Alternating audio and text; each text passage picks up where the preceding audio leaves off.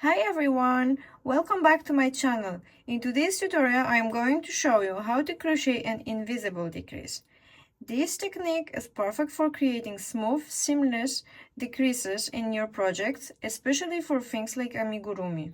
So grab your yarn and hook and let's get started.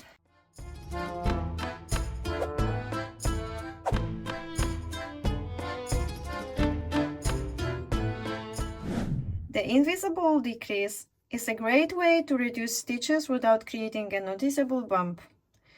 It's perfect for keeping your project looking smooth and neat. First, insert your hook into the front loop of the first stitch. Remember, just the front loop, not both.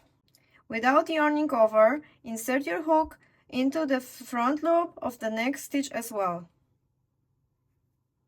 Now you should have 2 front loops on your hook. Next, yarn over with your working yarn. Pull the yarn through the first 2 front loops on your hook. Now you should have 2 loops left on your hook. Yarn over again and pull through the remaining 2 loops on your hook. And there you have it, an invisible decrease. You've combined 2 stitches into one seamlessly. If you found this tutorial helpful, please give it a thumbs up and click the subscribe button below for more crochet tutorials and tips.